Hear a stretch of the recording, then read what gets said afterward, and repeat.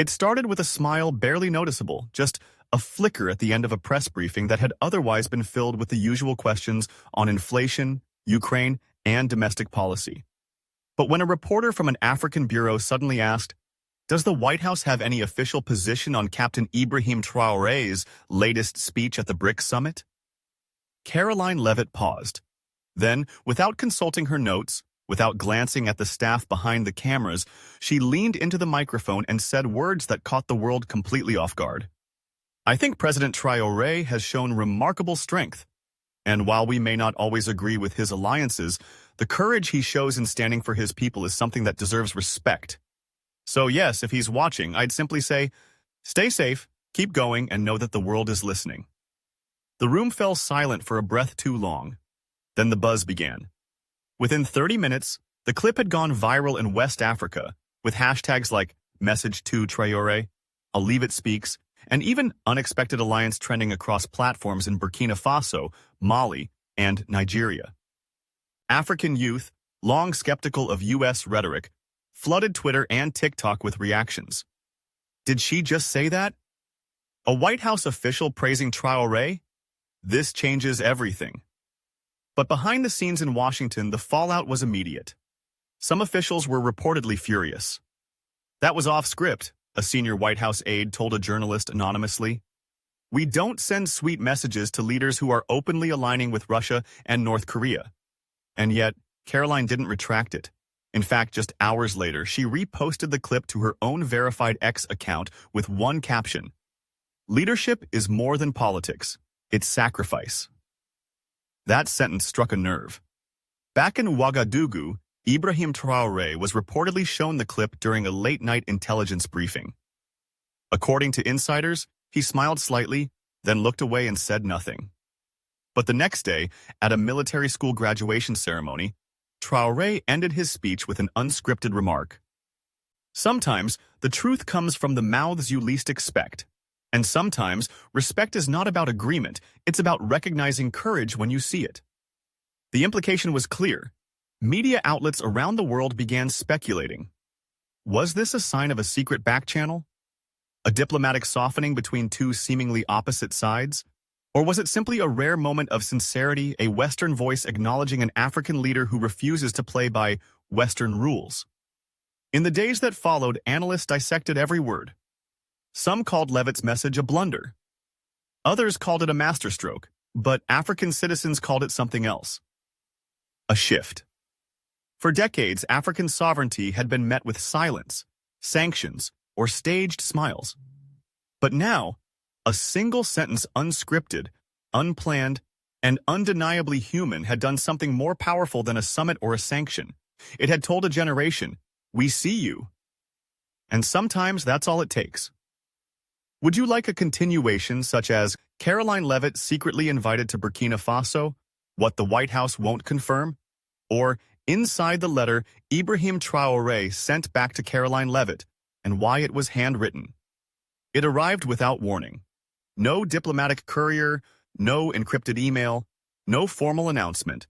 Just a sealed envelope, unmarked, cream-colored, bearing only one line in graceful ink. For Ms. Leavitt, from the Sahel. At first, the White House mailroom thought it was a prank, but after internal security ran the envelope through multiple scanners, they stopped laughing. Inside, tucked between two thin layers of lead shielding meant to evade standard X-ray detection, was a single folded page. The ink was rich and blue. The signature at the bottom was unmistakable. Captain Ibrahim Traoré. Karoline Leavitt received it in private. Her assistant found her already reading it silently in her office, her expression unreadable. For several minutes, she said nothing. Then she folded the page once more, placed it back in the envelope, and locked it inside her personal safe. No one saw the full letter, but leaks began to emerge, deliberate perhaps. Whispers from aides, quotes pulled from overheard fragments, analysts parsing every syllable that had allegedly been written in Traoré's distinctive script. The letter began not with formality, but feeling. "When I walk the streets of Ouagadougou, children greet me as though I am indestructible.